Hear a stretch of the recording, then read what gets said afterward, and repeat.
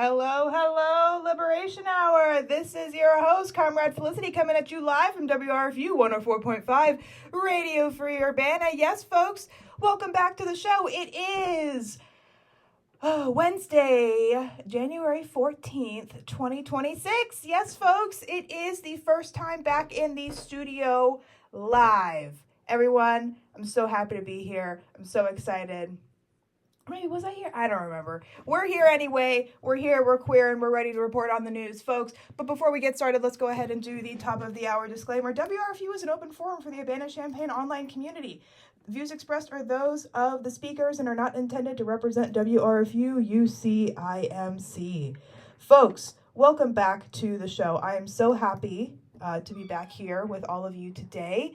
We have a lot to cover, a lot to discuss. A lot has happened in the world of politics in these last few weeks since I've been gone, although I still have been uploading. A lot has happened recently, and so we have a ton to talk about. I'm super excited. All right, so housekeeping first. Folks, I will be starting a reading group. Dates to be decided, but currently it is going to be starting the second week of the semester. The first week, we start on Tuesday. We will not be meeting then the week after. Check my Instagram profile and the link. There should be a link in the bio with another link, which will take you to the poster with all of the details. Also, you can follow Red Youth Rising Champaign on Instagram at redyouth.ryr.champaign. We'll go ahead and get some reading. We'll be doing the RYR Red Youth Rising reading list.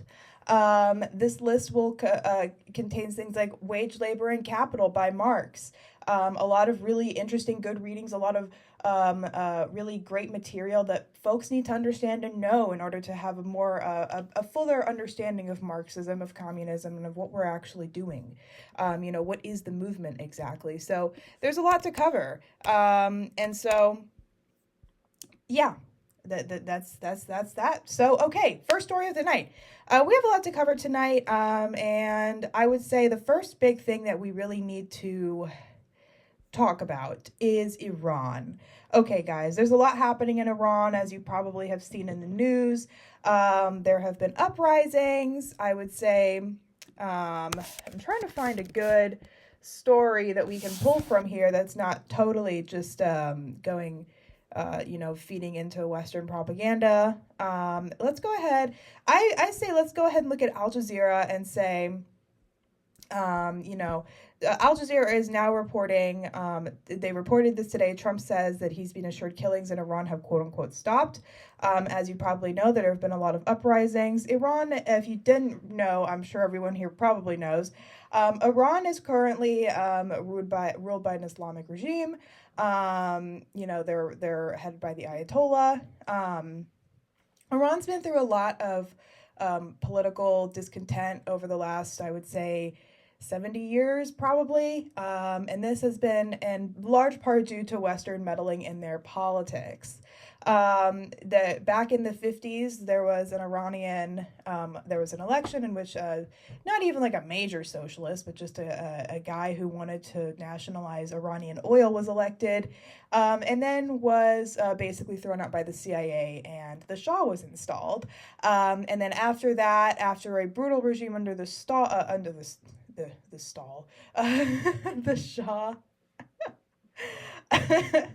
after a brutal regime under the Shah, there was a revolution, an Islamic revolution, and an Islamic state that was put in afterwards that is very hostile towards Western interests. The United States has been trying to go after Iran for decades. We actually funded Saddam Hussein in the Iran-Iraq War, and gave him all of those chemical weapons that he apparently used on his people, which is horrific and bad, but par for the course as it relates to the United States funding right-wing dictators. So, Iran has basically been pushed into a lot of political turmoil. I would say with these, I have not been super up to date with what's been going on right now with the protests. What I will say is, to those who are just blindly celebrating this as a win, I would say be cautious. And most certainly, let's not get ahead of ourselves in the thinking that in Iran they're gonna, they're gonna completely destabilize the Islamic regime and install some kind of liberal democracy. Which, I mean, not down with liberalism, of course, but there's not a ton of left-wing factions currently in the country that actually have really any political power at this point. I would say it's more concerning. What's more concerning, and here's the thing: we don't have any evidence for this, is meddling from other government agencies outside of Iran, such as the CIA and Mossad. I would say we don't know enough right now. At least I don't know enough right now to be able to say for sure exactly what's going on in that sphere with intelligence, but it's been very well documented in the past that intelligence has, that U.S., Israeli, Western intelligence in general has very much been infiltrated these situations, and so and have been there for a while. So there's also a good chance that this could be a sort of color revolution thing that is not going to end well. Because, I mean, if you look at the actual political factions in Iran, it's not necessarily better than what's going on right now with the Islamic regime. I do not endorse anything about the Ayatollah or the current regime that's in Iran. That's not at all the point here. The point is to do some critical thinking. We don't actually know where these uprisings are coming from, and I would stay very wary and skeptical on how this is actually going to affect Iranian people.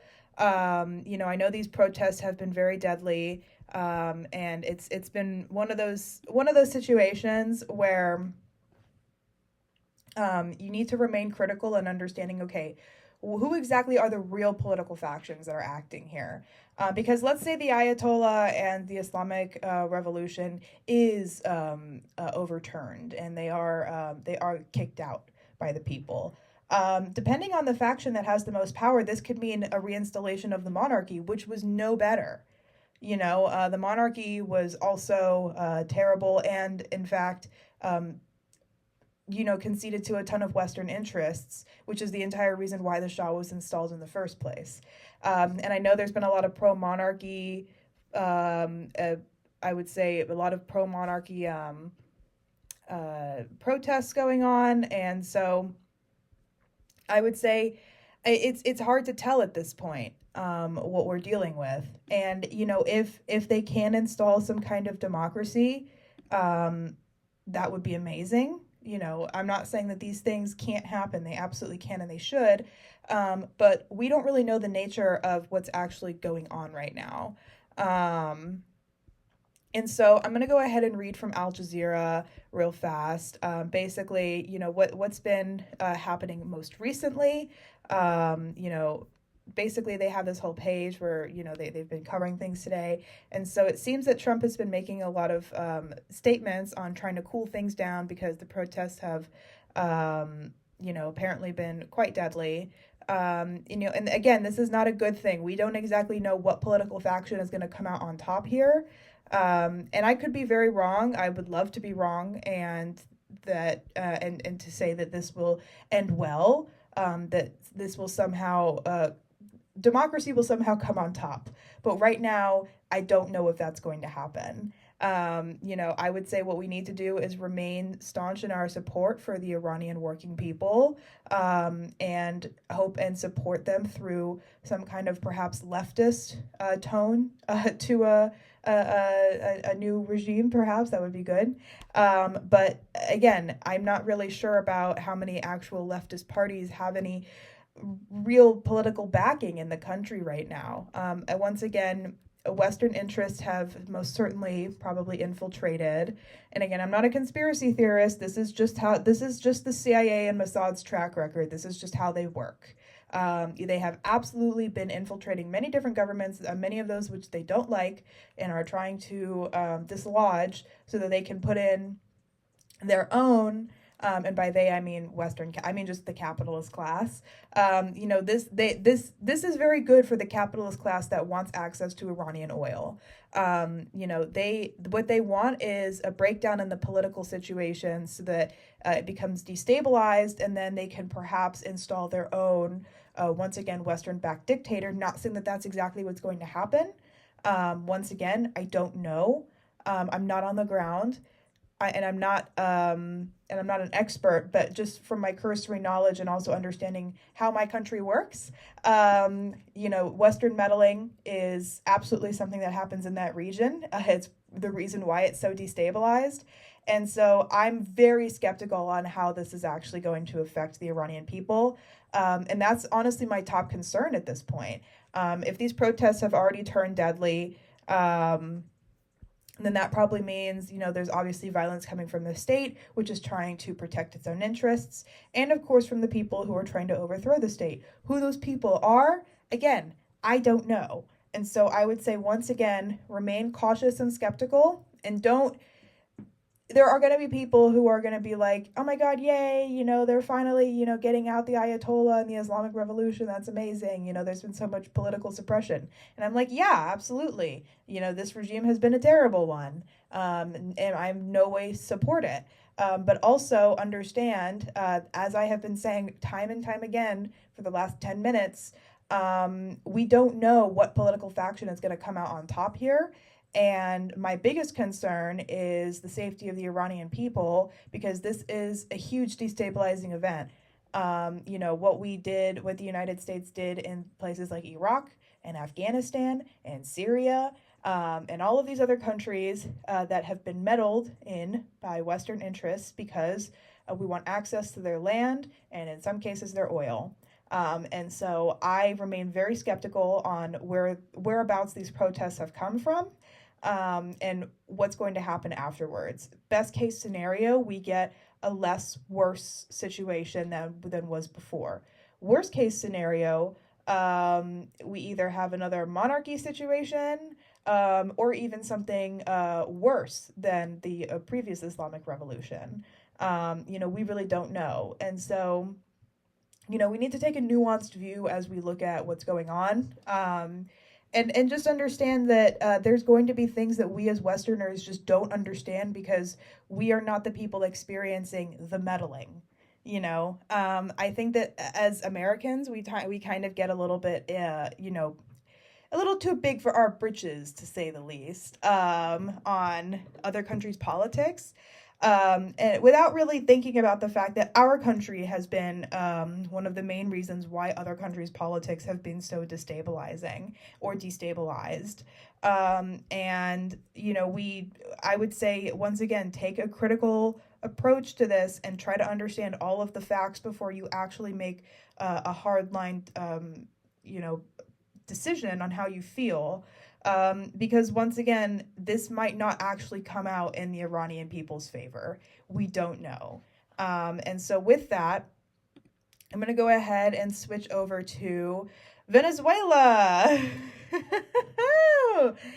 Yes, as we know, the Trump regime has kidnapped Maduro. I'm saying that with a questioning tone because this is so weird and bad. Okay, first of all, this is bad. I don't really care how you feel about Maduro because, here's the thing. Maduro is not a great leader.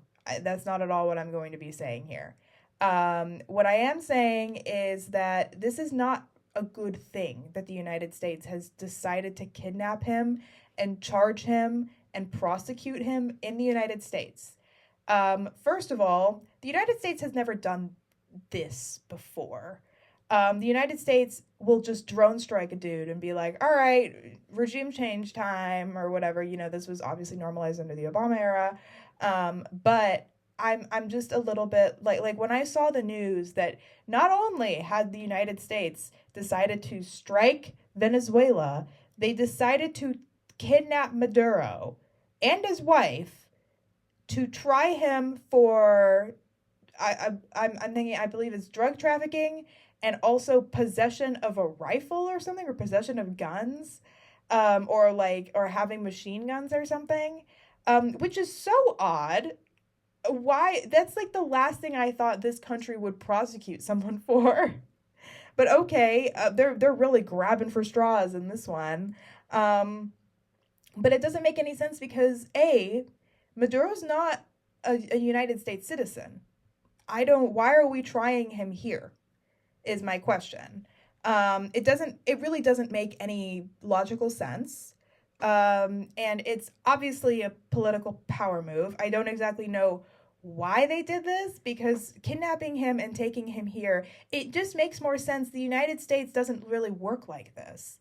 Like, in most cases, the United States would just go and assassinate the guy and then install whoever they wanted as the next dictator. Like, and here's the thing. The only reason why the United States does not like Venezuela or its leadership isn't because of any of the bad things that they've done. This is not at all about protecting the Venezuelan people. This is specifically about having access to Venezuelan oil. And they are not even, like, trying to hide this fact, guys. This is not, like, that's the thing about this that I think is so insidious, and also, like, shows just how much deterioration has happened.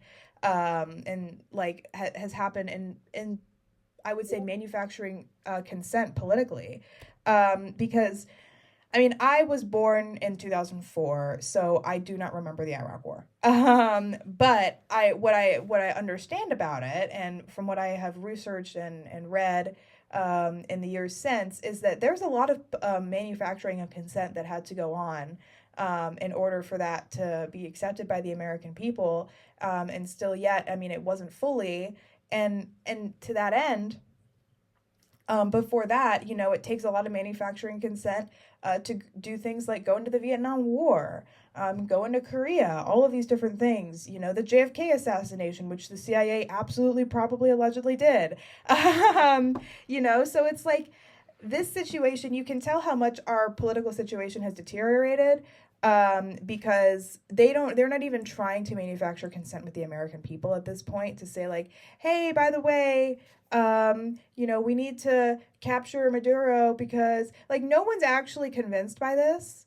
I would say, except for, like, the most, like, hardline, diehard Trump supporters, which, like, I'm not even sure if they really care, because, like, are your grocery prices, like, cheaper? Is your gas bill cheaper? Are you, is your living situation better?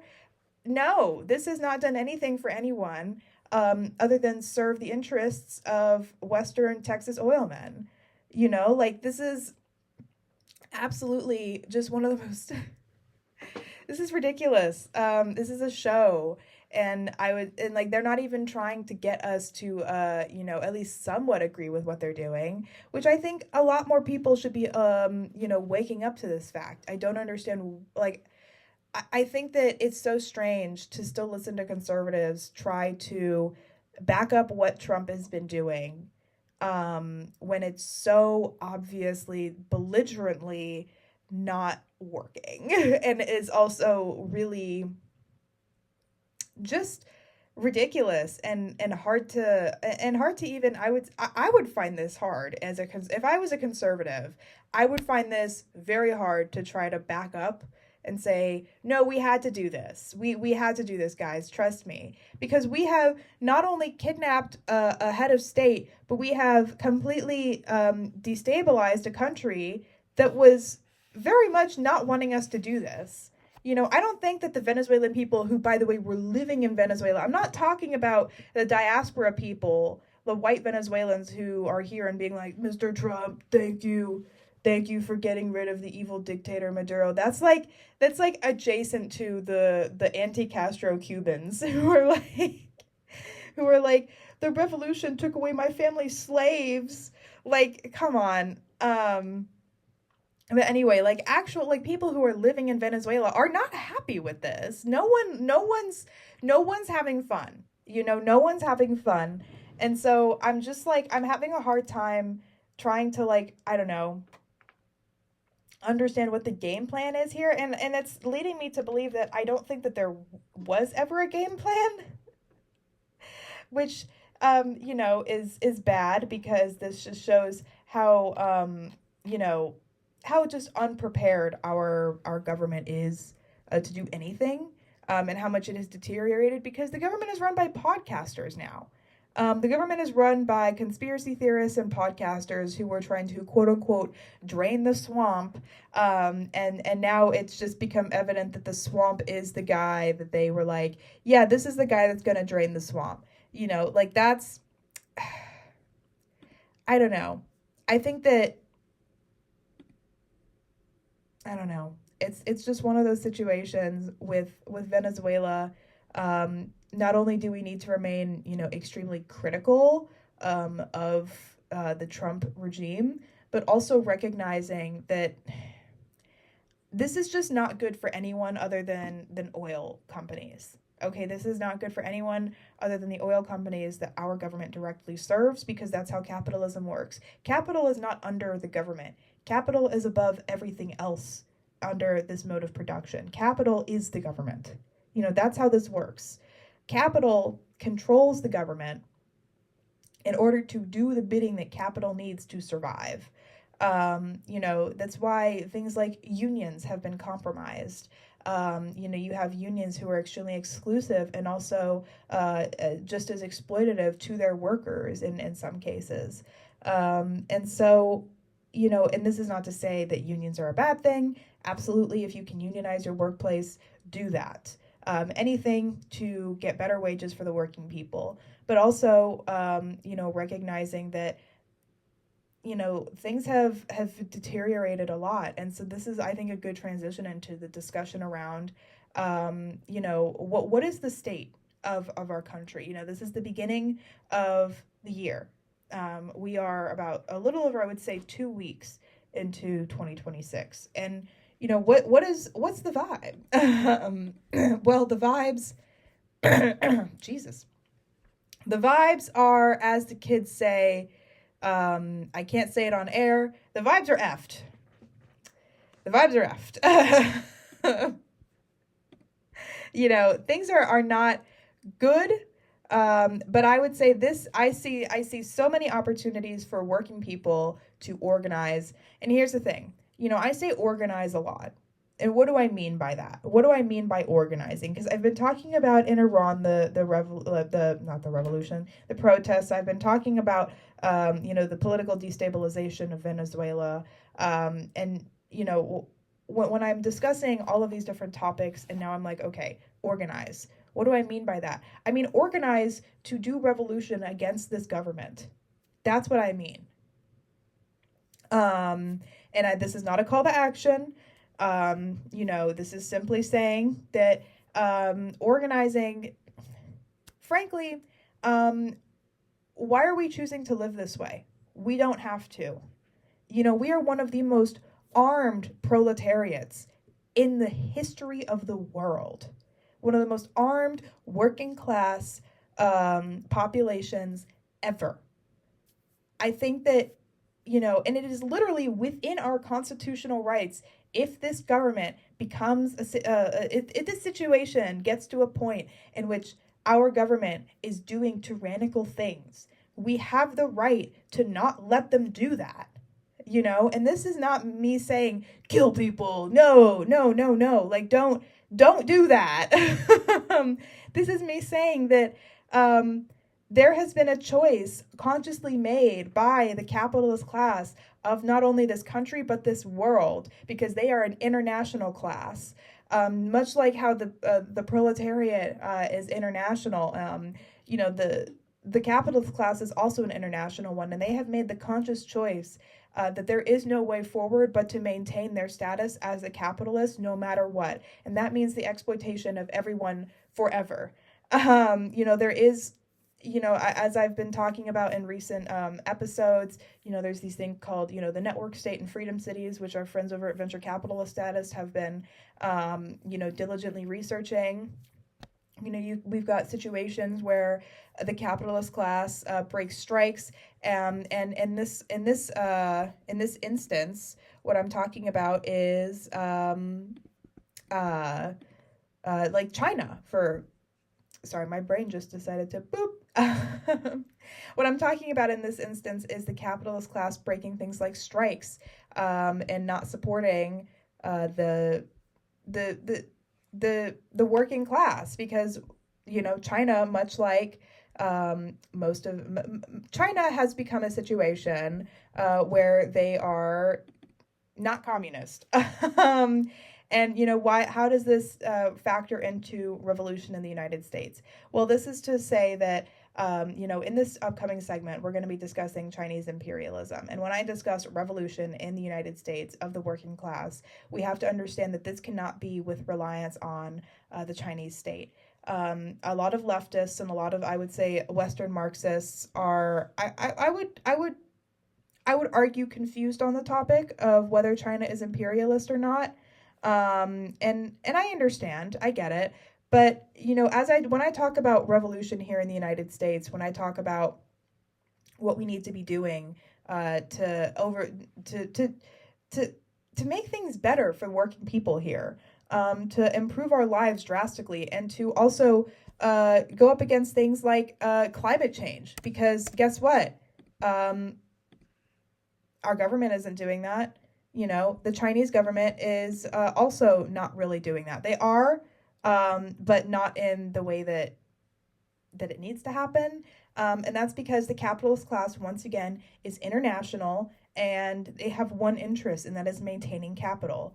We're going to be discussing in this upcoming segment Chinese capitalism and all of the things. But when circling back to my point on American Revolution, I'm saying this because, frankly, we don't have a lot of time, guys. We don't have the time to be sitting here twiddling our thumbs and trying to decide, well, should I let the capitalist class take my last $5, or should I just give it to them and hope that they give me my rights one day? Like, what are we doing? This is ridiculous. This is absolutely ridiculous. In no way, shape, or form should any American ever allow for our government to be this tyrannical. And yet, we have insane people in the White House who have been in the White House not for the last year and a half, but for the last 80 years. This. I saw a comment. I'll finish out this discussion before I go ahead and play you guys the radio, the segment. I saw a comment that said on a YouTube video I was watching last night, and it said, Donald Trump, as it pertains to how he came to power, this country. Now I'm forgetting it, guys. What the heck? But essentially, the essence of this comment was, Donald Trump didn't just randomly come into being. This country was created for someone like Donald Trump. Donald Trump is the purest form of just brazen capitalist exploitation. Just coming into the White House and absolutely pillaging everything for the sake of capital. They aren't even lying about it anymore. They aren't even trying to lie about it. And so I needed folks to realize that no one's coming to save you. We save ourselves. The American working class, frankly, needs to get organized, and get organized fast, and get organized now. It needs to start happening. We can't sit here once again and try to decide, well, should I or should I not? Okay, the capitalist class isn't thinking twice about, stealing your last $2, and also about robbing you blind, first of all, and then for good measure, killing you, because, well, leave no, you can't leave anyone to have witnessed the crime, right? And so that's going to finish out my live segment, guys. Thank you so much. I will see you all next week. For this pre-recorded segment, you can obviously, as usual, find the full segment on my YouTube channel at Communist Bananas or Comrade Felicity. And yeah, this is my discussion with Comrade Misha on Chinese imperialism. Wonderful. Okay, so folks, welcome back to Liberation Hour. It is, as of time of recording, Tuesday, January 13th, and I am joined by Comrade Misha on a very special topic today, broadly of Chinese imperialism, but more specifically on an article that he wrote for the Red Phoenix. We're going to be going over it, its contents, and discussing the larger implications. So, Comrade Misha, take it away. Give yourself an intro. Hello, hello. Hi, I'm Comrade Misha. I am a member of the American Party of Labor. I have been on the Liberation Hour before. We had a really cool episode about Jewish history, and we're coming back again. Well, I guess a little bit about me. Well, I said I'm a member of the American Party of Labor. I am in Massachusetts, and we're doing a lot of organizing here. I am also on the National Committee for Red Youth Rising, which is a revolutionary socialist youth organization that is being built up right now in the United States. There's a lot of new chapters coming up all over the country, and more are being built. So if you want to organize, you should definitely join. Especially if you feel like you don't know where to get started. That's a really, really cool place to do things. Sorry, that was just a little self-advertising. But Yes. yeah, so I there's an article that I wrote pretty recently in the Red Phoenix, and we kind of thought that it would be interesting to read over it and kind of have an interesting discussion because it actually has a lot of implications for modern day, like, well, for what's going on right now in the United States, especially among like leftist movements, because there's a lot of confusion, especially regarding certain questions about imperialism, its nature, and especially China. So I think we can just get started. I can read the article. Um, Yeah. the title is Chinese auto manufacturer breaks strike with military police in Brazil. Um, And I can also help read as well, so no yeah, worries. I think I got it. Don't Okay. worry. Yeah. Okay. Since December 2nd, approximately 2,000 construction workers hired to build the new BYD manufacturing factory in Kamachari. I don't know how to pronounce this. I'm not so good with Portuguese. In the state of Bahia, Happens. Brazil, have gone on strike to demand dignified living and working conditions. BYD, a multi-billion-dollar Chinese automotive manufacturing company, has been mired in controversies ever since they started building the factory. Back in December 2024, a complaint alleged forced labor and human trafficking by subcontractors at the construction site uh, led the Labor Prosecutor's Office, MPT, to conduct a surprise inspection, which exposed the horrible conditions the workers were subjected to, leading the MPT to sue the company. The Brazilian authorities found that workers could not leave their dormitories without permission, were forced to work long hours without weekends, were deprived of their wages and their passports, and lived in conditions unfit for the labor they carried out. They were not even supplied mattresses. BYD has since dropped this contractor, Construction Brazil (LTDA), reporting that they had committed irregularities, not BYD. As always, when it comes to billionaire multinationals, nobody is responsible. Everybody is a saint. It's Of somebody else's fault. course. Right. Yep. The brigade members of the newspaper of the Revolutionary Communist Party of Brazil, A Verdade, arrived at the factory in November and encountered a truck driver strike. As the automaker opted to hire external companies to handle logistics, abruptly terminating contracts with local unionized drivers. BYD then moved on to exploiting Brazilian workers instead after all those scandals with the Chinese workers that they had imported. The conditions still did not improve, of course. This resulted in the indefinite strike of the construction workers that began last Tuesday. This was, I think, a month ago, so a little further back. Yeah. Um, the strike was both a result of the terrible conditions and of the nationwide stoppage called by the class struggle movement (MLC) against the six-day work week, which exists in Brazil. The workers' demands included a 30% hazard pay increase, an increase in food and transportation allowances, the installation of drinking fountains, changing rooms, restrooms, and smoking areas, the provision of more buses for transportation within the factory, as workers currently have to walk more than 4 kilometers, the regularization of salary payments, and an update to the minimum wage. This is The like workers are basic tr stuff too, by the way. Yeah. Well, yeah, I mean, we're going to talk about this later, but this is all stuff that like American workers are honestly suffering under the same things, and I think it's really, really inspiring. Like, I mean, like, how many people like, like have just like the most horrible conditions in their work and are in like very deep debt, right? And have unsafe working conditions a lot of the times. Um, this is a universal thing that affects all workers, right?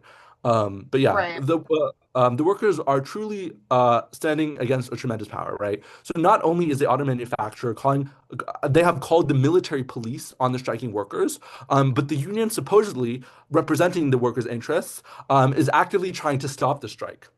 They've denied in the bourgeois press that it recognizes and condones or will participate in achieving the legitimate demands of the workers. Union representatives appeared only on the third day of the strike. The unity of the workers was not shaken by the threats from the puppet union.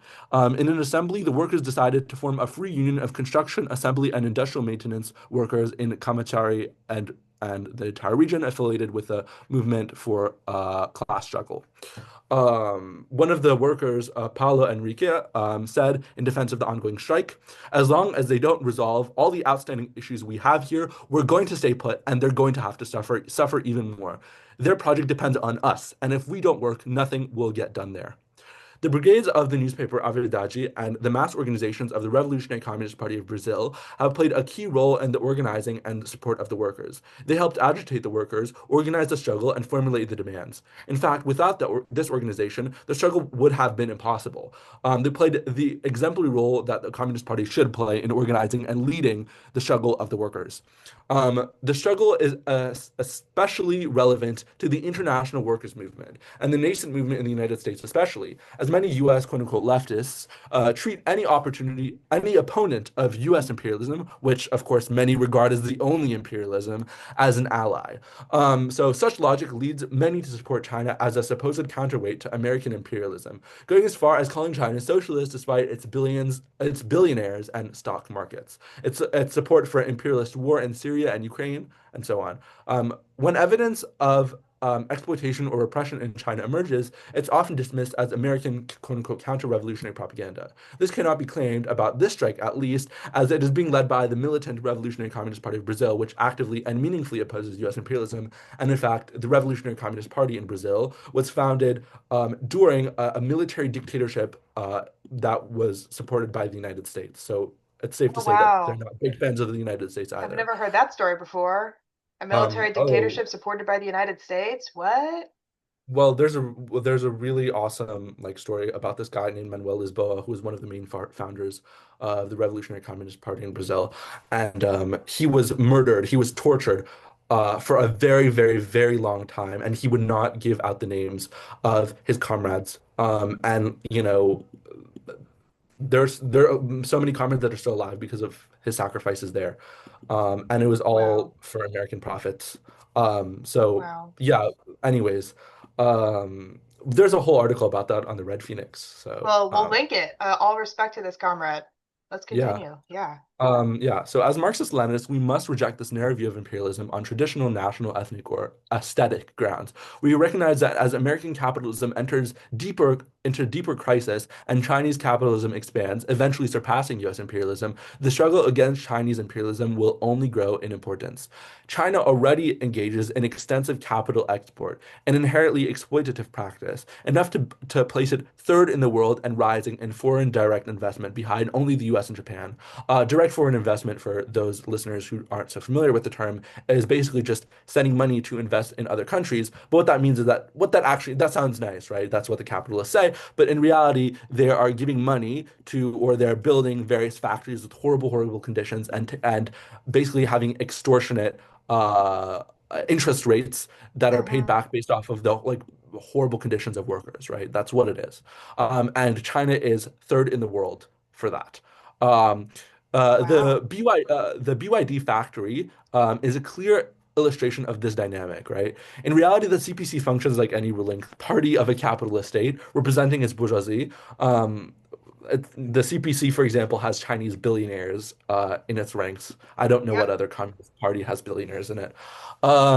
While Chinese and US imperialism clash, they ultimately share the goal of preserving global capitalist domination, a reality underscored by China's suppression of the Philippine Revolution and its investments in the genocidal Zionist state of Israel. China is one of the biggest trade partners with the Israeli genocidal regime. Interesting side Um, note, real fast. I actually Yeah. have a Chinese professor that I've become friends with, and we were at lunch one time and we were talking about this. And it wasn't many years in the past that China was a big supporter of Palestine. And schools, the Chinese were taught about the Palestinian struggle. This is no longer the case. So things have deteriorated very fast, to say the Well, least. that's very interesting because I think that there's a lot of actually play up, right? Of I think they're like China still actually does claim to be friends with Palestinian liberation organizations. Like they recently hosted a congress of various Palestinian liberation organizations in China. But the thing is that they're like they have a support for they have like a supposed support for Palestine, but they have done no, okay, the Soviet Union, I'll just give another example. The Soviet Union was a socialist country. Mhm. Um, when there were liberation struggles, for example, in Vietnam, they were sending guns, tanks, bombs, and all sorts of material support to the Vietnamese people and their liberation struggle. Yep. Um, the Chinese are very much not doing that. Surely they do have like a support in words, but in reality, it's not actually new at all that they've been trading with Israel and been big trading partners with Israel. That's been happening for a long time. For example, Right. they've been building like a subway in Tel Aviv for a while.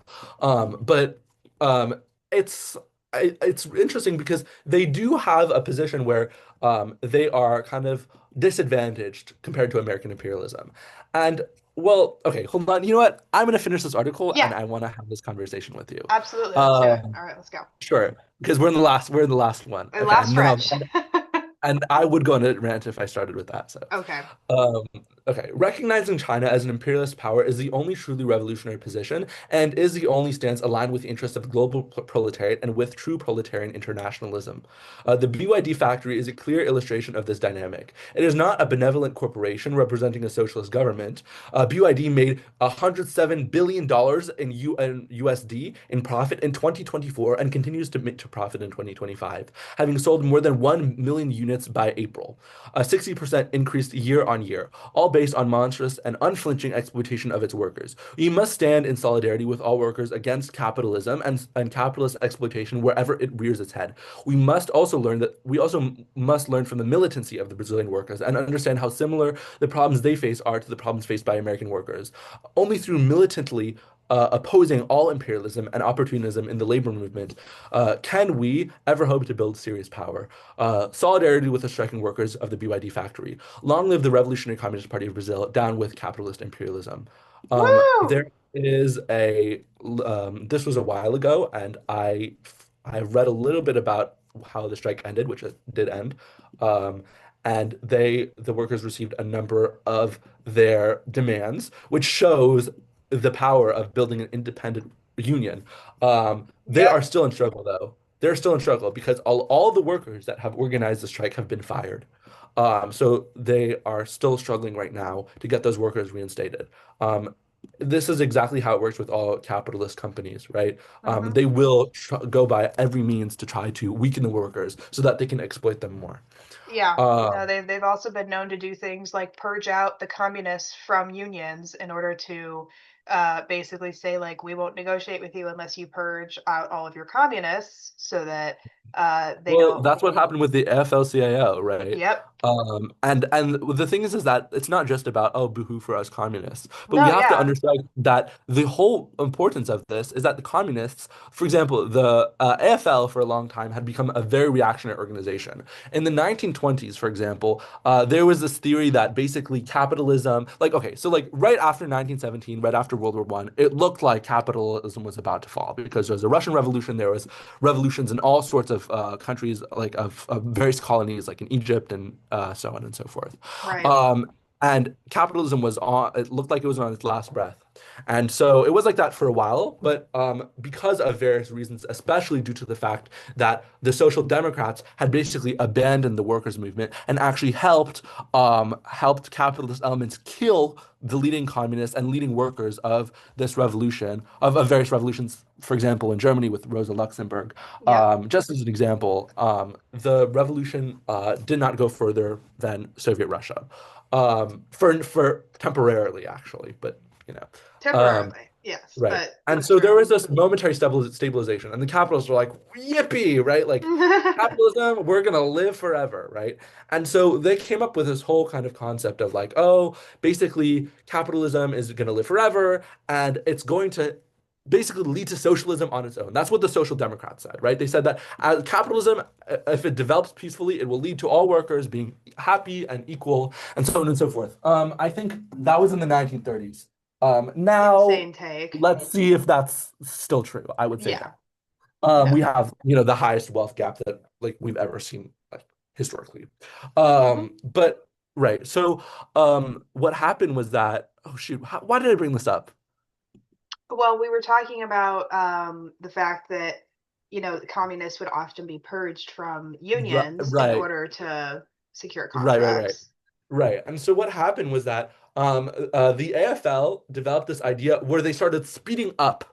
They started speeding up the production of workers and not striking for they had a no strike policy in many cases, and they would basically not fight for the increasing of workers' wages and so on and so forth, and said that workers need to work as hard as possible. They need to keep working, keep sweating, do as much as possible so that we can build socialism, as they said, so that we can all be equal, which is how capitalism, of course, according to them, inevitably goes. The Right. AFL was an incredibly reactionary organization that tricked workers and actually actively harmed them. They were an agent of the bosses. Um, and so the CIO was created by various trade unionists who had enough with the AFL's policies, as well as many communists. In fact, the communists were instrumental in setting up the CIO.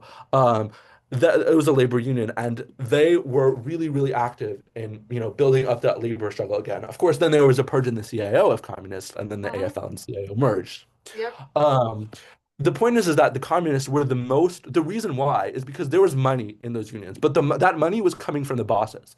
Those unions were supposed to represent the workers, right? But instead, they were getting money from the bosses to basically not struggle for the workers to get higher wages, to have a decent living, right? Hmm. Um, and so, the communists were the one group of people that were consistently against this.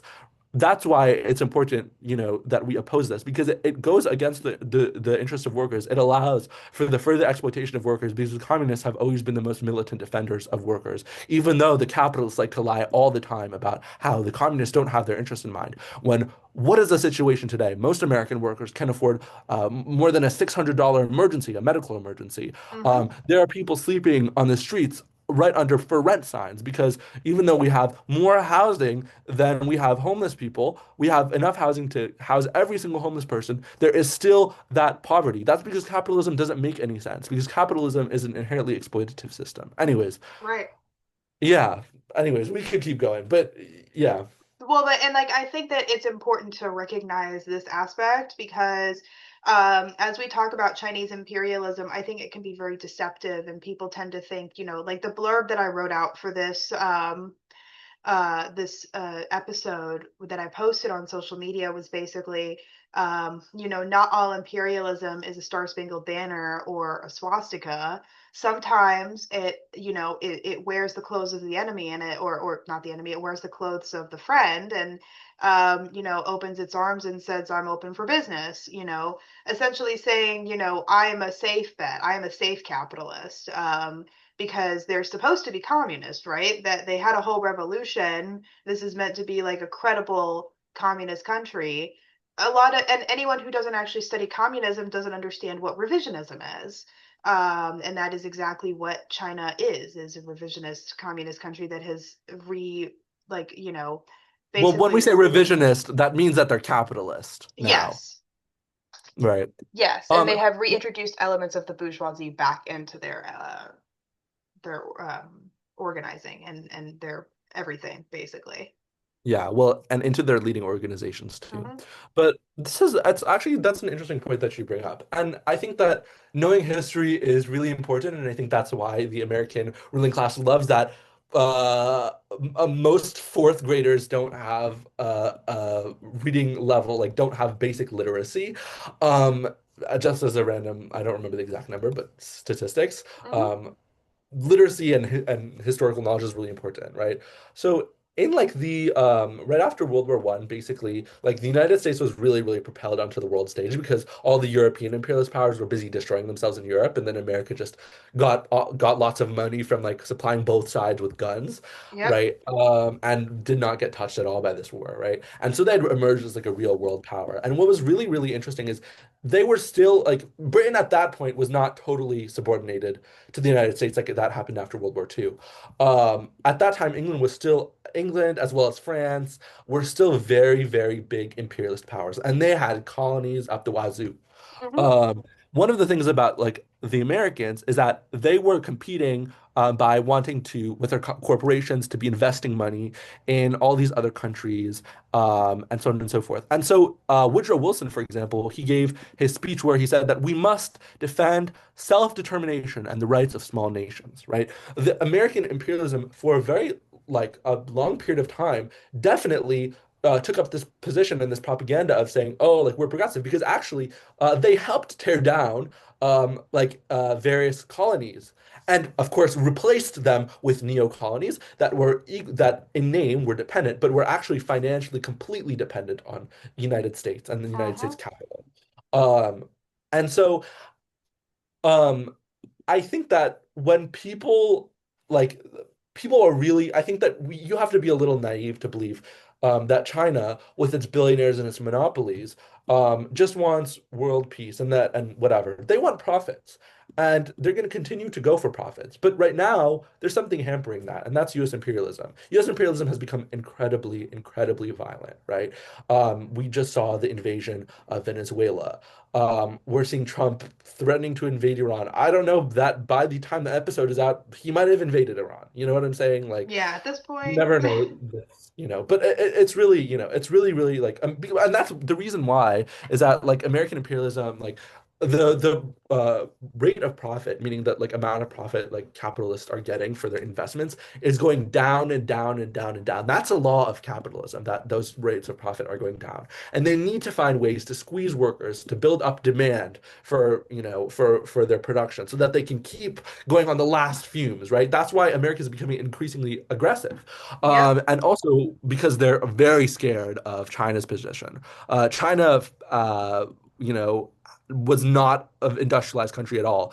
American industry is built off of decades old technology. I'll give an example. I used to live in New Jersey, and the one train that went into New York City, and the one bridge that crossed the bridge right before you had to go into New York City were both built in 1911. Yep. And Goddamn. yeah, so but we're built off of a really old industry. Chinese industry is built off of the highest technology because assisted by the United States, and other countries before, highest technology, all these things, right? They're at a much more, and they have a lot more place to expand. Um, America is not in that position, right? This is not to say that China will grow forever, because of course they're a capitalist country. At some point, they're going to really saturate that home market, that Hmm. world market, and their rates of profits are really going to start falling. But they're not in that position, and America is. So China very, very much tries to position itself as the friendly guy, right? And we're not going to overthrow any states. That's what they say. But what they're doing is very much what the United States was doing in the 20s and 30s. They're building up their prestige among various countries, and they are enslaving countries right now into debt, into debt traps. Hold on, I have a book right here. I need to find the exact page, but there's a number of countries. Hold on, I'm gonna find it actually. I believe in myself. Yes, Uh, you can find it. okay, here it is. Okay, according to 2020 data from the Harvard Business Review, the Chinese government, state-owned banks, and private companies have extended a total of 1.5 trillion in loans to more than 150 countries, the highest amount in the world. So China is, yeah, right. Okay, so countries such as Djibouti, DR Congo, Niger, Zambia, Kyrgyzstan, Cambodia, Laos, and Mongolia owe China more than 20% of their GDP. Um, anyways, that's just one example, but this whole thing about, China likes to talk a lot about this, it's Silk and Road Initiative, right? And how they're building the ports and they're helping these countries be independent. But billionaires don't exactly, if they could invest money to build a port so that they could get more money from the port so that they can, buy things, whatever. Why would they stop at just giving them the money to build a port? Why wouldn't they try to own the port? Why Mm-hmm. wouldn't they try to basically trap the country and paying an endless amount of like debt money, right? That's what all capitalists do. And just because they put a hammer and sickle in front of their names and say that they represent the people doesn't mean that the capitalist class is any less capitalist. Doesn't mean it's Mm-hmm. any less greedy. Doesn't mean it doesn't want to exploit its workers any less, right?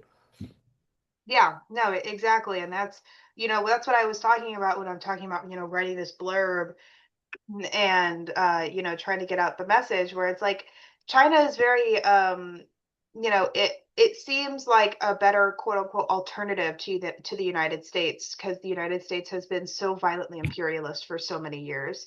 But I think that in many ways people are kind of settling for just what's not the United States rather than what's actually going to help move the workers' movement forward.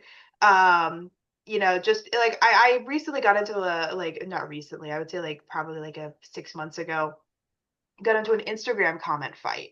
One of As one those. does. Yeah, as one does. And little argument on the internet. And it was basically this person, I'm not gonna, shout him out. That would be mean. But basically he's been making a lot of content basically saying China is the perfect representation of a communist country. And was basically talking about how China can't be imperialist and blah blah blah blah blah. And I was like, this isn't true. I commented, I was like, they're imperialists, full stop. And then someone commented something about they seemed very confused and they were like, well, the United States, blah blah blah blah blah, like the United States is the imperialist one, you're misrepresenting this. And I'm like, okay, buddy, I'm not saying that the United States isn't an imperialist country. At no point did I say that. I'm Yeah, saying, there's so much cognitive dissonance though. Like, and I think yeah, that anytime like people are saying that, like, we won't settle for any capitalists, right? They're like, well, like you're supporting US imperialism. It's like, no, like you shouldn't support any type of imperialism. just because it brands itself as like a nicer version of imperial, like a nicer form of imperialism, doesn't make it good imperialism. That doesn't mean anything. And so I'm like, I'm not saying the United States isn't. I'm saying China also is. China talks of a big game. We were just talking about the fact that China supposedly has supported the Palestinian cause, but at no point have they armed the Palestinian people to fight back against the Zionist aggressors because China is also playing a game of trade maxing. They want to be friends with everyone. If communist countries are principled, first and foremost, as communists, as individual communists, we are principled. There are just certain things, there are certain groups that we will not work with for principled reasons. For example, we will not work when we're organizing with people who believe in maintaining capitalism and not the actual abolition of capital. They believe in the maintaining of it. We can't. We have very opposing objectives.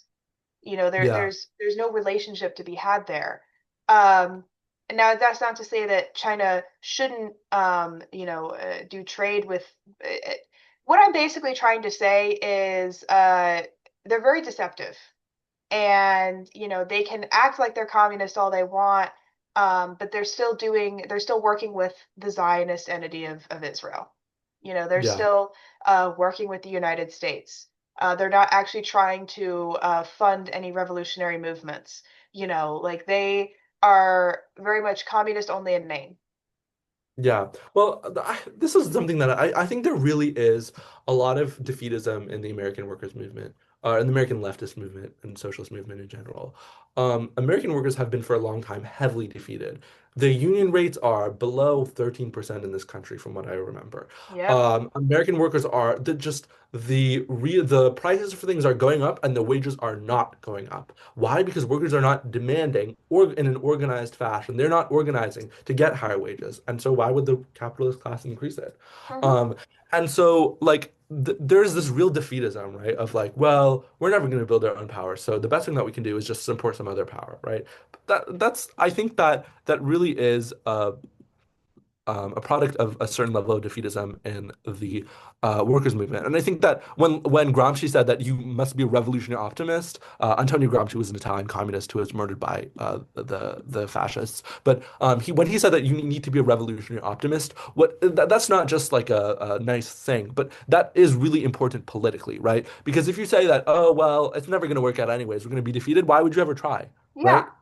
Um, like before and I think in 1915 Lenin said something about comrades will pro many of us may not even live to see the revolution. 2 years later in 1917 the revolution happened, right? Yep. Situations change very fast. And I think that I think that, well, there's a couple of things that I want to say, but I think that this view of like, oh, like playing one power off another is very short-sighted, right? We have to understand that capitalism and the world is constantly changing. And there's a shift, right? Especially like kind of talked about in the article, like American imperialism is falling, right? Slowly, but it's falling. And in its place, like Chinese imperialism will also be growing. And as America becomes less of a threat to it, it can be more exploitative. It can be more aggressive because that's the nature of imperialism. I wanted to tell a story. So because this sort of I was in a similar position, I think, for a while.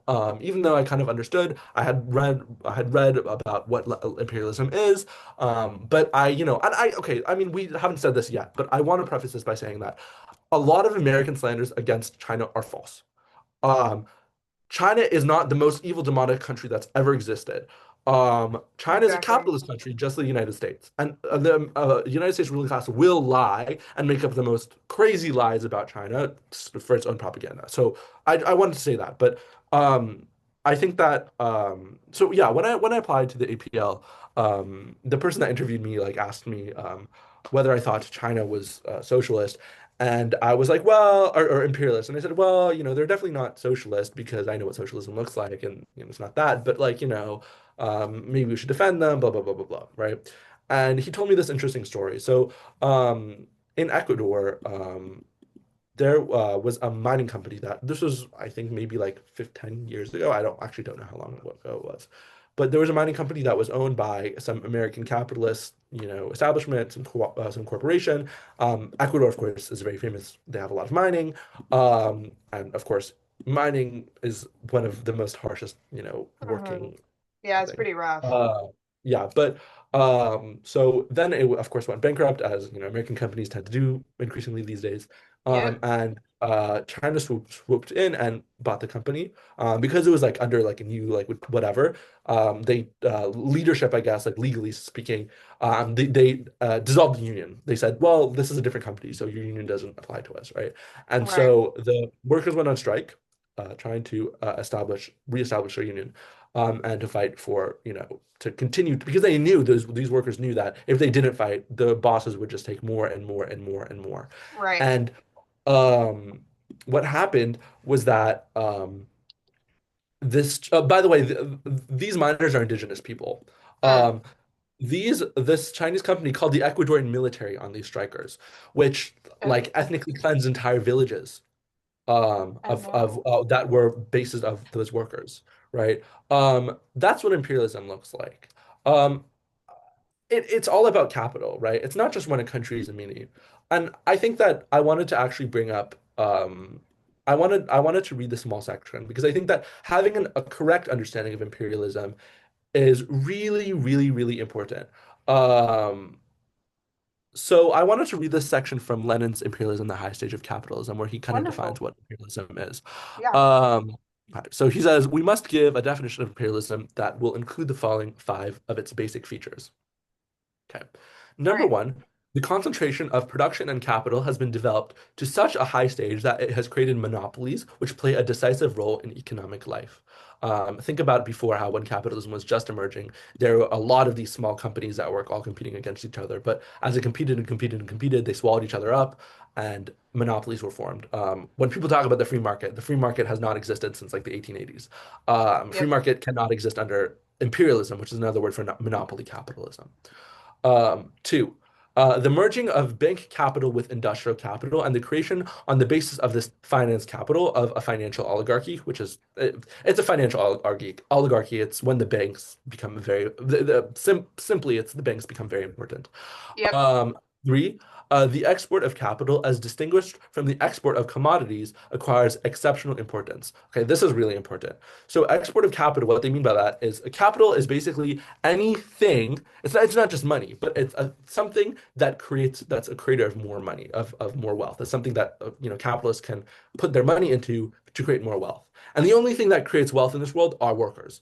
Um, if you think about natural resources, even some the people say, well, those create the wealth, but no, the capitalists would never be able to get the resources if they didn't pay the workers to mine them, right? The workers are the ones that create all that value, right? So, well, what was I saying is that when they export capital, which means that they send capital to other countries in order to, which means factories, mines, all this sort of stuff, where, for example, labor is cheaper and so on and so forth, so that they can get extra super profits from there. Yep. Um, uh, and that is very much so because when monopolies are formed, they usually saturate the whole market, right? So they're producing, but they can't even sell other stuff, right? So anyways. Hmm. Four, the formation of international monopolist capitalist associations which share the world among themselves. And five, the territorial division of the whole world around the biggest capitalist powers is completed. So that means that the world is divided into territories by capitalists. I'll exploit this section, you'll exploit this section, but of course they're always fighting to increase their Hmm. sections. Yeah, there's always Imperial infighting. Right. And sometimes that's like lower and sometimes that's higher based off of that's all based off the conditions. Whether it's possible for them to enter into war, because of course the capitalists always do want to enter into war. Um, Workers don't really like war, so War that makes it maxing. difficult. Um, that's why warmongering is so dangerous these days. Hmm. But yeah. Okay, so he says imperialism is capitalism at the stage of development at which the dominance of monopolies and finance capital is established, in which the exports of capital has acquired pronounced importance, in which the division of labor among the international trusts has begun, in which the division of all territories of the globe among the biggest capitalist powers has been completed. So, um, what this means is that imperialism shouldn't be understood as when a country is a meaning, right? But we shouldn't be understanding like Trump isn't in power just because he's a really evil guy and because he just really hates immigrants, but like he's serving interests. And to say that, oh, I think that a lot of well-meaning liberals will say, oh, like he's just like they compare him to a Disney villain, right? Like, Yeah. uh, where he's just doing things because he's just that evil. I mean, certainly he is quite evil, but um, the reason that he wouldn't be able to get into power if there weren't many, many, many different large corporations sending millions of dollars to him. Yeah. Why? Because he's defending their interests, right? So what we have to understand is that when we're like looking at these phenomena, we can't understand them as just like one random guy does this thing, but that it's all being driven by certain interests, right? The capitalists have certain interests in increasing their capital and, of course, not being overthrown.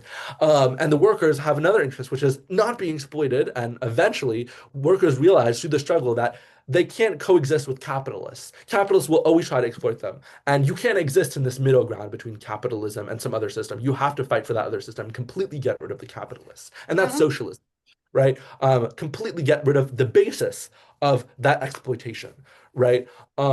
And so, we need to understand imperialism is not just when a country is evil or meanie, because sometimes imperialist countries will come with a smile on their face to increase their capital, right? But it's all about tactics, it's all about conditions. But in the long term, it'll be a little bit more complicated, and I think that history will vindicate us in some ways. Yeah, no, I think that reading through that Lenin section is really important in like helping to understand, what are the qualities, what are the like what can we identify as imperialism from the horse's mouth essentially. And I think that as it pertains to Chinese imperialism, a lot of people, want to get caught up in the fact that they had a revolution, that they're headed by the CPC, um, for like not CP Chinese Communist Chinese CCP and P. CPC are both like correct. They're used Okay, interchangeably. yeah, sorry, my brain is not here. But yeah, It's I would okay. say like, how do you think China became an imperialist power? Like, because I think that it's important to understand, how we got from the era of Mao and the Chinese Revolution to now. Because it can be, I think, really confusing for a lot of folks on understanding, how did we get here? Yeah, I mean, so this is really interesting because, and I think this really does like it is hard for a lot of people to understand because they do call themselves socialist, but how did that process happen? Because undoubtedly the Chinese Revolution was incredibly progressive. China before the revolution was a backwater country. They were a playground for the imperialists of different countries, for the U.S., for Britain, and all these different countries who were horribly, horribly exploiting the Chinese workers and peasants. And internally in the country, there were warlords that were it was a mess, right? Especially another example is for women. Like one of the famous examples is that the Chinese Revolution abolished feet binding. They abolished some of the worst, most backwards traditions and leftovers of medievalism in their country, which Yep. China very much had a lot of these influences. And undoubtedly, it was very progressive. They helped to kick out the Japanese imperialists. The Japanese, mind you, had invaded. A lot of Americans don't talk about this. World War II started with Japan, actually. It started Mhm. with Japan invading Manchuria a long time, I think in the late 20s even, right? That was really the start of this whole thing. Um, Right, but with the Japanese invading China, I mean separately, but like the Japanese invaded Korea at some other point, and there's a horrible horror stories about how the Japanese Oh exported yeah. Korean women and had their comfort women and which they prostitutes, which they The well Japanese really they were not exploitation prostitutes, of they raped them. I would Right. say, side note there, if you want to learn more about the Japanese or just the exploitation of Korea in general and like why they are the way they are, I actually just finished the third season of Blowback, which is like a leftist podcast on these historical events, and they go over all of that. It's pretty horrific what the Japanese did to the Koreans. Anyway, Yeah, I mean, continue. and America wasn't any better during the Korean War. The Koreans often call the the Korean War the Forgotten War in terms of like, or actually no, we call it the Forgotten War, but Yeah, you well, know, it very much uh, is, unfortunately, even though it yeah, was huge it, atrocities. I mean, that's it one of was the it first. was a practice for the Vietnam atrocities. Yeah, I mean, well, Um, that's like I think the first place they used napalm. Yeah, it was. And in no place in this is not about this episode is not about Korea, but uh just wanted to say that like after like the US invasion and they burned down like they bombed it like so hard that like I believe like there was like no buildings in the entire peninsula that were like more than 2 stories. Just like it was just the Yep. most horrible, horrible, horrible war. But anyways, Yeah, and the um Chinese, the thing about the Chinese is they had actually sent troops under Mao. They had sent troops to go and defend North Korea, which is part of the reason why North Korea even still exists today. So yeah. props to them. But continue. Um, right. And which is not to say that, North Korea is the best place ever, but that No.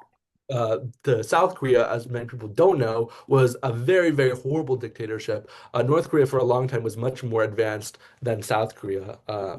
But anyways, Yeah. in fact, like South Korea was basically known as like the poor shitty Korea, like Yeah. for a very long time. And now And then that America decided that they wanted to invest billions of dollars into South Korea so that they can like use it as a propaganda project to be like, oh, like look how much better we are. Anyways, I don't want to get into that, but it is really important to say that the Chinese Revolution was progressive. Mao Zedong was a very, very progressive character. right, Um, absolutely. and there was no, these claims that he killed 300 million quadrillion people. It's just false. China is a vast, vast, vast country. They like, the ruling class in that country was immensely powerful. Um, they had been waging guerrilla warfare against the Kuomintang and then the Japanese and then the Kuomintang again for close to 20 something years, right? There is no world in which they could have won without the vast majority of support from the peasants and from the workers. Um, the idea that they were, who were they against? Well, the landlords, of course, they were against that, which is where they get this whole idea of like they killed 300 million quadrillion people, which is not so true. Anyways, Yep. so the point is that like it was very progressive in certain ways, and I really, really, really don't want to gloss over that. Um, I think one of the problems with the Chinese Revolution is that for a long time, so okay, so I guess to give a little bit of background in Marxist theory. Like Marxism views states as representative of one class or another, right? So under capitalism, the state tries to present itself as, oh, we're above society. We don't represent anybody. We're just fair mediators, right? Like Postmodern. interesting. Yeah. Um, right. Well, that explanation has existed for a long time, but um, That's not true, right? Every worker knows intrinsically through every single interaction that we ever have with the state that the state is out there to represent the interests of the ruling class. It is not our state, and it is not a state that exists above society. It is very much what Marx called the dictatorship of the bourgeoisie. Hmm. Um, and so with socialism, we attempt to abolish the dictatorship of the bourgeoisie and replace it with the dictatorship of the proletariat. What that means is that the working class, the working masses, through immense democracy, rule the country, and they suppress the bourgeois elements that had previously horribly exploited the workers, and they suppress them because they will obviously attempt to overthrow the revolution. Imagine if there was a revolution in America, what Elon Musk would try to do, right? So, Oh God, um, don't even. right. The American century of humiliation is upon us. This is. Right. But yeah, so like, and so what happened was that like Mao had this idea, right? And so where okay, and then basically what happens is this other group called the peasantry. We don't have those in America, so I'll kind of gloss over it. But essentially, the peasantry is a group of like small proprietors, meaning they're like you can almost think of them in some ways as small business owners, except they're horribly, horribly, horribly, horribly, horribly exploited. They're basically most of the time have like no barely any bread to live on, barely owning any land, right? So that means that they're agriculturalists who own land and give a portion of it to the landlords, or usually most of it, and are left with barely anything. What happened is that like as capitalism grew, there was like a two kind of part. There's like the rich peasants and the poor peasants. Whatever. I don't want to get into this, but the point is that the Marxists kind of understand that like okay, the proletariat, its goals are okay. Like I work under a capitalist, and I don't own I make everything, yet I don't own shit there. I Mhm. get barely enough to survive, right? Where the capitalists make all the money from it. So we want to own that, and we want all, it's essentially the abolition of private property. We don't think that anybody should own a means of production, meaning nobody should own the, capital and profit off of it because just because they own it, but not because they work in it, right? So we should Right. abolish private property, right? Whereas what that's again that's different than personal property. Personal property is just your toothbrush, your house, your whatever. But The private property is the thing that communists, they want to right. use the communal toothbrush. No, we do not want that. That would be very gross. I don't want that Uh, personally. Some yeah, of y'all don't brush for real. right. But what was I saying? And wait, what did I just say? Well, we're basically what we're covering right now is the discussion of Chinese imperialism, how we got Right. there. Oh, Um, right. Well, okay, no, I remember. And the peasantry kind of has a little bit of a different interest because, on the one hand, peasants, just like small business owners, right? They kind of say, "Oh, well, I own the land. Like, it would be really great if I just like own more land. Like, maybe then I would survive and have a better life, right?" And so, on the one hand, they want to become a big landowner themselves, right? And eventually, that right, means being backward. But on the other hand, most of them are so horribly exploited that they know that that's not going to happen anytime soon, and they know that like that's just a silly wish, right? And so anyways, the point is that in the Soviet Union, where there was before the revolution, there was a lot of that peasantry. They created an alliance between the proletariat and the peasantry, right? So the proletariat and the peasantry both control the state, um, and that was against the interests of the capitalists and the landlords. China had a little bit of a different approach, right? And so if you look at the Chinese flag, there are those four small stars. Those four stars represent different classes which supposedly rule the Chinese state. Number one is the working class of proletariat. Okay, sounds great. Number two is the peasantry. Even, okay, that's great too. But then we get a little strange. We get into the petty bourgeoisie and the national bourgeoisie. hmm, So that's kind of weird. Marxism teaches us that, and every worker knows intrinsically that the working class and the capitalists have opposing interests, right? right. And that there cannot possibly be something that is good for the capitalists and also good for the workers, right? It's really one way or the other, right? And so how can there be a state which represents both the interests of the national bourgeoisie and the workers? That doesn't make any sense.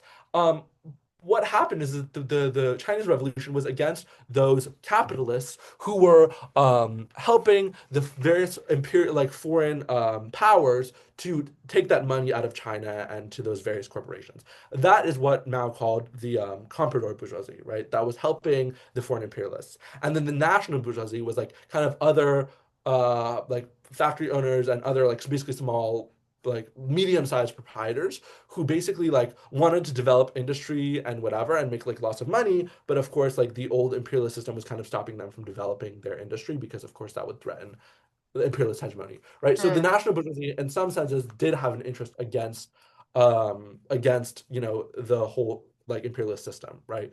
Um, right.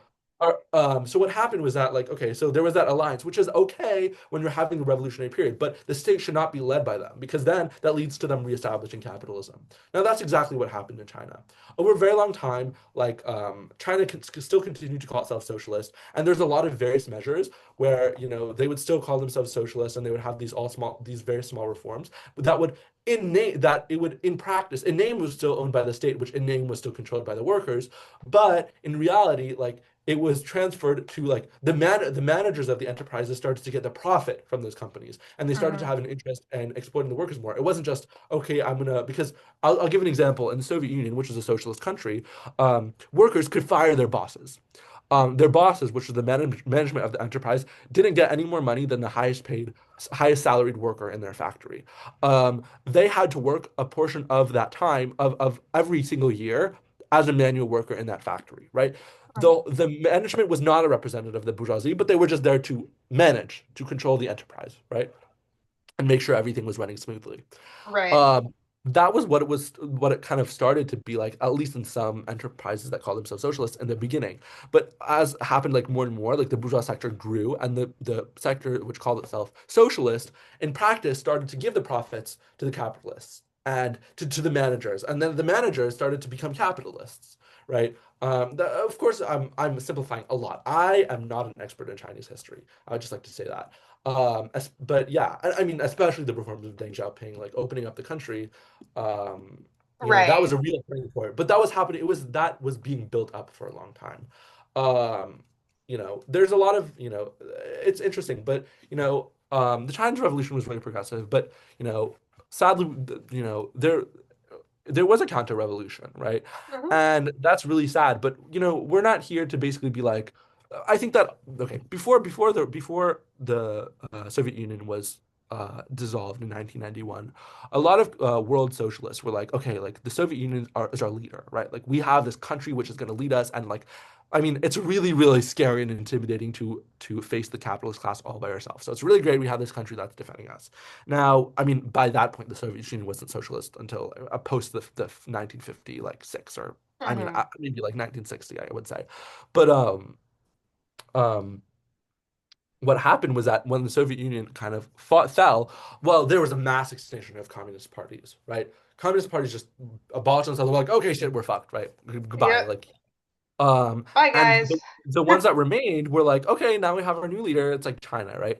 And it was like this whole thing. I think that there very much is a thing of like being terrified of the fact that there is no socialist country to defend us now. We're all on our own. I mean, Stalin said after there was a question of what happened if the Soviet Union were to fall from the earth one day, and he said, if the Soviet Revolution were to be destroyed, there would be the blackest era of reaction. That's what we're going through right now. Yeah, that's what's happening. Um, Thank yeah, you, and Stalin. Yeah. yeah, and I want to emphasize that like the Soviet Union was not some like horrible place. In fact, like uh, as an example, like one of the major achievements of the Soviet Revolution was that like of the Soviet Union in general is that like colonies no longer existed by the end of like the except for like in like two or three countries, like official colonies, like official colonialism like didn't exist anymore. Of course, we still have neo-colonialism, but like that's just one of the examples. Like the Soviet Union was immensely instrumental to building up the workers' movement, to liberating colonies, and so on and so forth.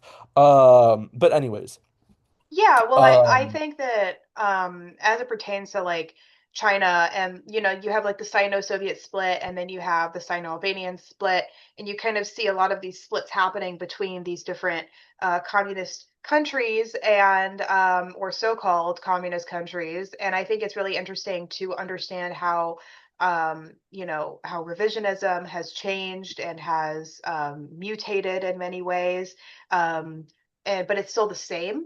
At its core it's still very much the same, but then when you read about things like the Sino-Albanian split and Hoxha's critique of Mao's China, you begin to realize just how behind, like, just not just how behind, but really how the Chinese Revolution, I mean, it accomplished a lot. Don't get me wrong, it absolutely did.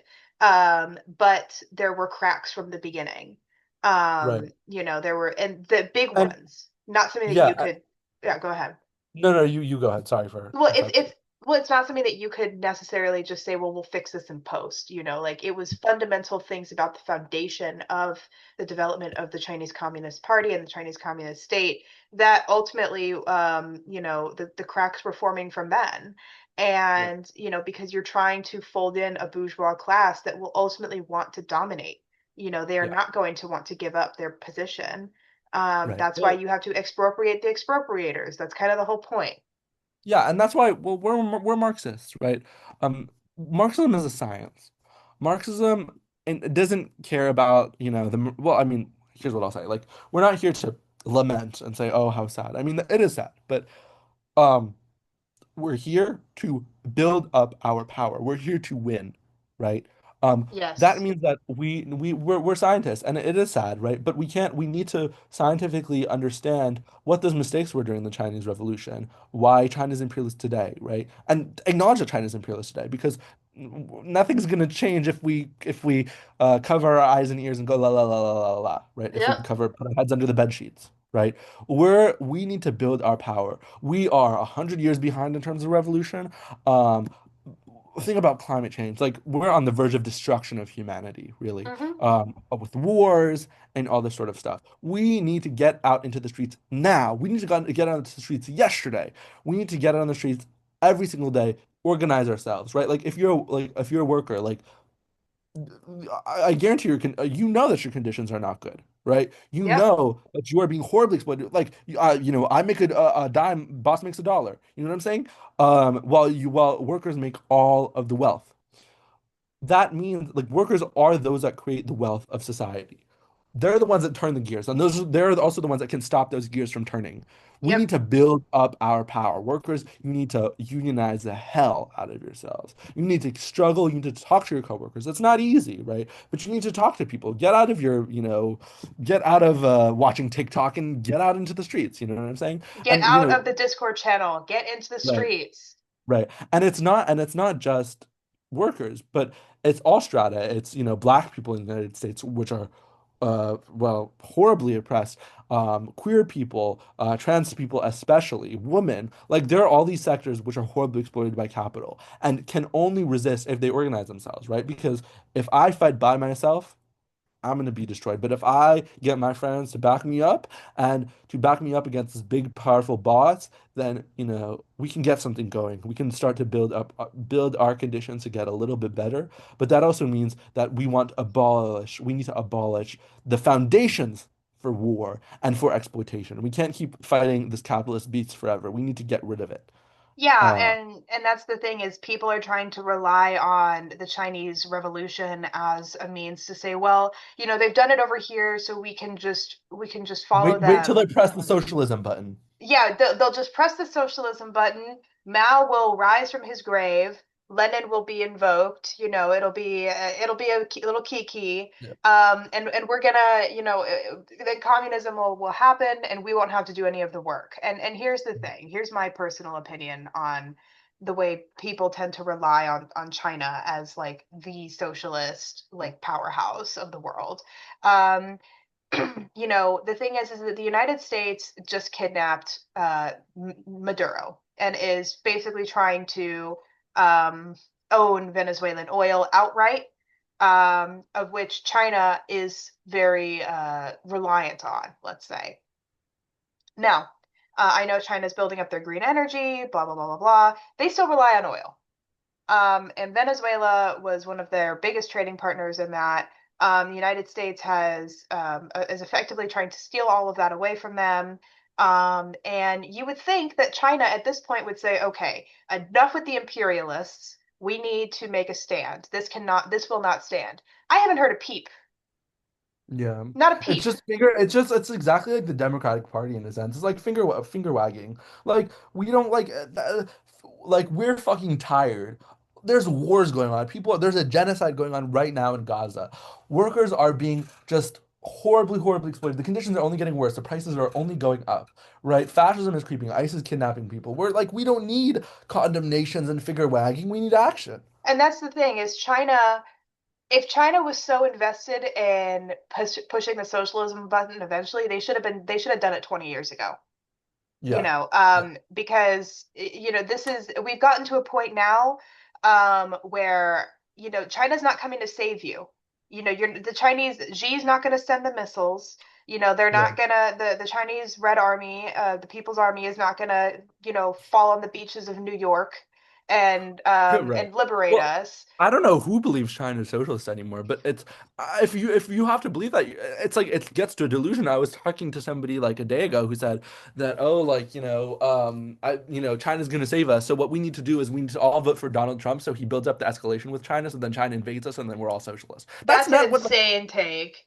which is just an That's avoid. You know what that is? That's an avoidance of work. that's That's exactly. laziness because you don't want to work for your own damn interests and you want to let the American working class be continue to be exploited. You're just serving the interests of the bourgeoisie. And well, that's what makes me, I think, the most disgusted with people who are so invested in defending, China and all of their exploits and everything. Because, I can understand, having been deceived, but there is no more deception. There is no more. They don't have a vested interest at this point in trying to maintain their veneer of communism.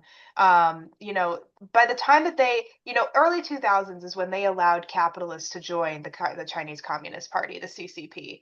Um, that at that point should have been your cue to leave, your cue to say, okay, no, no, there's absolutely no way that I can defend this anymore. You were literally allowing the capitalist class into the Communist Party. You were not a Communist Party anymore. You were not a party that represents the working people, the working people's interests, or the proletariat. You are a party that is absolutely sheltering the bourgeoisie and representing their interests, and that's just unacceptable.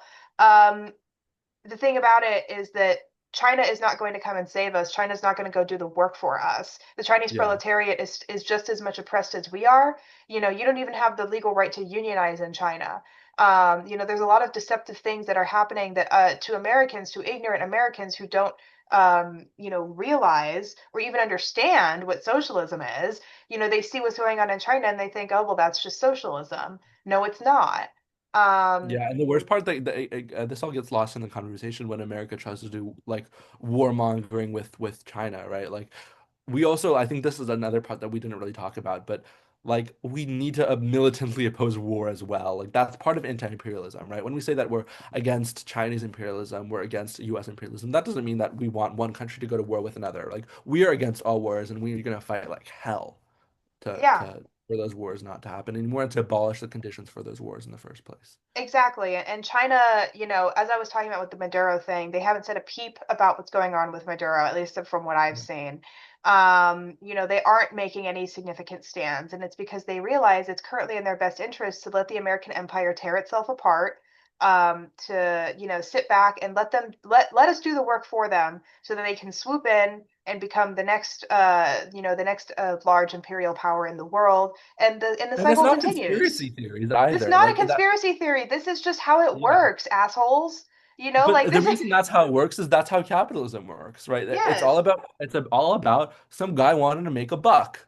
And this is And how do you do exactly that? how the United States did things, that let the colonial European powers tear themselves apart, let them go to war and do their thing, and then let America swoop in and because of its advantageous location, not being near any other, well, I mean, it is near like South America, but having a very advantageous location in relation to Europe, the United States was able to just fit into that slot perfectly, that the British Empire was in initially. And then the cycle will continue. This time it'll just be the Chinese Empire. This is no different, and people need to realize this, Yeah, we and want the cycle to stop. yes, and that's why, I'm actually putting this as a part one video of many different videos on China. Because this is just opening up the discussion on this channel about a whole breadth of topics related to Chinese imperialism that need to be discussed. Yeah. And I guess, well, I don't want to, run this episode for too long. So I You're think good. that we had a really, really good conversation. I wanted to end it on like the call, which is that, get out into the streets, get organizing. Like we're not like I think that some people will say, well, what are you, a bunch of like armchair intellectuals? You're going to criticize China. That's not going to help anybody, and whatever. No, like get out. If you're listening to this, use this as a sign to get out into the streets. Talk to somebody. Figure out what's going on in your community. What struggles are going on in your community? Is ICE abducting people? Do you know people at your workplace which are getting fired, which are getting discriminated against, which are getting paid like shit? Are you getting paid like shit? Figure it Yeah, out. figure it Fight like out. hell. Yeah, Be we need. I'm against toxic masculinity, but there's this, do you know the song Which Side Are You on? It says, Yeah, will you be a lousy scab or will you be a man? I mean, that's like, what I'm trying to say is, have a backbone. Fight like hell. Like, don't let people trample over you. You need to fight for yourself. That's the only person that's going to defend you. I need to build up the power of your people. What your people means, I was wrong. There are people that are going to defend you, but that's not going to be the capitalist. That's not going to be your boss. It's going to be your fellow workers. It's going to be your fellow exploited people, right? yes. And you need to build up that solidarity, build up that struggle. If you need directions and you're a young person, you can join Red Youth Rising. Um, if you have other questions, you can email a lot of people to figure it out. If you want to email Red Youth Rising, how do I start organizing in my own town? That's a great thing to do. Yes, Um, and I will Figure respond it because out I and get always organized. check the email. Yeah. I'll check the email for you. Don't worry. Misha checks the email, but we all check the email on the Red Youth Rising committee. But yes, and I think that's a great way to end it, where it's we need to absolutely get out in the streets, organize your people, defend each other, have each other's backs, and don't be deceived by narratives about the Chinese Communist Party or Chinese socialism. There is no such thing as Chinese communism with or a communism with Chinese characteristics. That's not a thing. It is that communism is just communism. It does not have quote unquote like ethnic distinctions. There are conditions, but I also personally think that whole like communism with quote unquote Chinese characteristics. I'm gonna do an episode on that just because I have a lot to say on that topic Yeah. specifically. Yeah. But yes, I think this is a great note to leave on. This is Yeah. part one, folks, of many different parts that I hope to be doing on China specifically to help dispel a lot of these myths.